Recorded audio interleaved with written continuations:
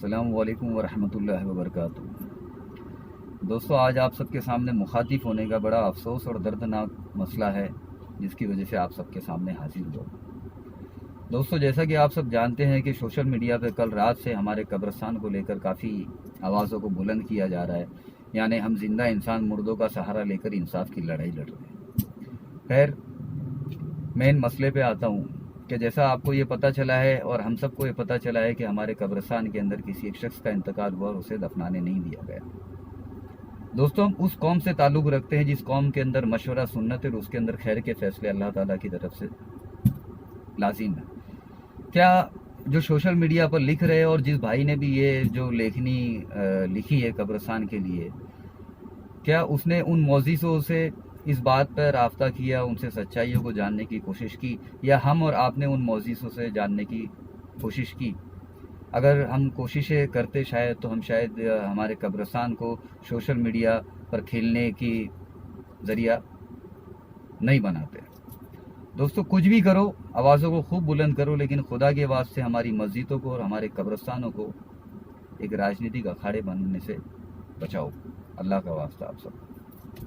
दोस्तों, हालात हाजरा ऐसा है कि कब्रिस्तान के मौज़िज़ों से मैंने जब बात की तो उनका ये कहना है कि रशीद साहब, ऐसा मसला कुछ नहीं था, हमने तो ये कह दिया था कि आप दफनाइए, लेकिन हमें उनके एक पहचान पत्र की ज़रूरत थी। इसलिए ज़रूरत थी कि हमें कलेक्टर साहब ने आदेश दिया है कि जो कोई भी इंतकाल फरमाए और आप अपने मुर्दों को दफन करें तो उनकी शिनाख्त के लिए उनका शिनाख्ती कार्ड है, उसे लें, वो कहाँ से आया है और किस हालात में उसकी मौत हुई है और कौन सी बीमारी का वो शिकार था, वो सारे उसके अंदर और फॉर्म में भरा जावे।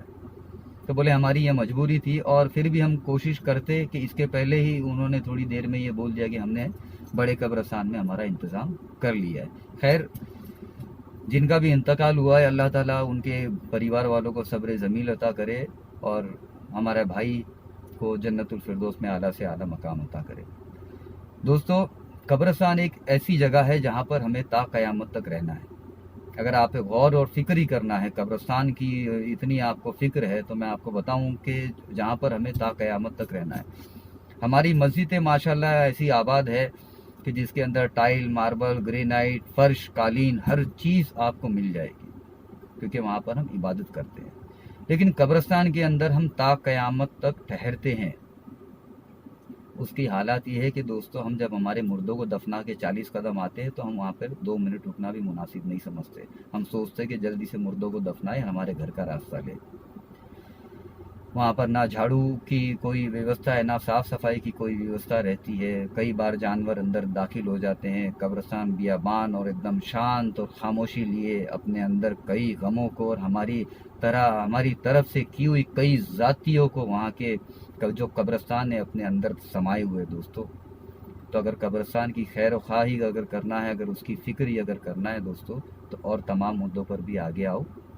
खाली उनकी कमेटियों पे उंगलियां उठाने से कब्रिस्तान के हालात दुरुस्त नहीं होंगे। और अगर आपको कमेटियों से कोई भी शिकायत है तो आप उनके मौज़िज़ों से जाके मिलो, उनसे बात करो। जहाँ तक मैंने बात की है तो मैं मुतमईन हुआ हूँ, तभी जाकर मैंने ये वीडियो बनाने की पहल की है। दूसरी बात यह है दोस्तों कि हालात हाजरा ऐसा है कि हम मुसलमानों का वैसे ही हर तरीके से शिकार हुआ जा रहा है।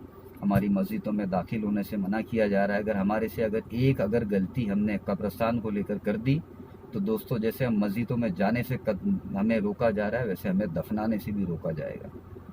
तो किसी भी मसले को ऐसे सोशल मीडिया पर लाकर कब्रिस्तान और मस्जिदों के मसले को आप अपने आप को शेर साबित करने में लगे हो, लेकिन मैं नहीं मानता हूँ दोस्तों। दूसरी बात यह है दोस्तों कि 3.5 साल पहले भी इस हमारे कब्रिस्तान की कमेटियाँ थी। तो अगर आवाज़ आपको उठानी है तो उन कमेटियों ने क्या क्या कितना चंदा लिया था, क्या नहीं लिया था, क्या उनके पास में कितना पैसा जमा है, वो हिसाब भी हमें और आपको ही लेना है। और इंशाल्लाह मैं इसमें पूरी पहल करूँगा। दूसरी बात, हमारे सीकर के भामा शाह सैयद सबीर साहब ने भी और इस कब्रिस्तान के लिए ज़मीन खरीदी थी। उस ज़मीन को आज तक सैयद सबीर साहब ने और कब्रिस्तान के नाम पर नहीं किया। तो क्यों नहीं किया, इसकी क्या वजह, इस पर भी सवाल लाजिम है। दूसरी बात दोस्तों, अगर आवाज़ों को अगर आपको बुलंद करना है तो मैं आपको बताऊं कि हम हमारे छोटे मोटे जो कब्रिस्तानों के जो लोग हैं उनके खिलाफ तो आवाज़ उठा लेंगे, लेकिन हमारे को आवाज़ ये उठानी चाहिए कि सरकार से हमें ये आवाज़ उठानी चाहिए कि हमें कब्रिस्तानों के लिए और ज़मीन आवंटन करवाई जाए। दूसरी हमें ये आवाज़ उठानी चाहिए, हाल ही के अंदर 15 तारीख को ही मुख्यमंत्री अशोक जी गहलोत और राजस्थान सरकार की तरफ से और ख़ास सुरक्षा के लिए ज़रूरतमंदों के लिए और बिल पास हुआ, जिसके अंदर हमारे मंदिरों के जो है उन्हें तो बराबर अधिकार दे दिया गया है, लेकिन हमारे मौज़िज़ और हमारे मौलवियों को उससे वंचित कर दिया गया, मतलब सीधा सीधा भेदभाव किया गया है। तो दोस्तों, जो कल रात से हम जो कब्रिस्तान को लेकर इतनी आवाज़ों को बुलंद कर रहे हैं ना, अब उन तमाम दोस्तों से मेरी हाथ जोड़ के रिक्वेस्ट है कि अब इस सरकार के खिलाफ भी आवाज़ उठाओ कि जिन सरकार ने हमारे साथ में खुला भेदभाव किया, हमारे मौलवियों और मौज़िज़ों के साथ में भेदभाव किया, उसके खिलाफ भी आप आवाज़ उठाओ। मैं उम्मीद करता हूँ कि आप इंशाल्लाह ज़रूर आवाज़ उठाएंगे और कब्रिस्तान के और मस्जिदों को मसलों को दोस्तों बैठकर और राय मशवरा के साथ में और बेहतरीन फ़ैसलों के साथ में और बेहतरीन पहल के साथ में ही रखें। हमारे कब्रिस्तानों को, हमारी मस्जिदों को सोशल मीडिया पर लोगों के खेलने का और उंगलियों पर अपनी लेखनी चमकाने का ज़रिया मत बनाओ। अल्लाह के वास्ते दुआ में याद रखें। आपका अपना अब्दुल रशीद भाटी। अल्लाह हाफिज़।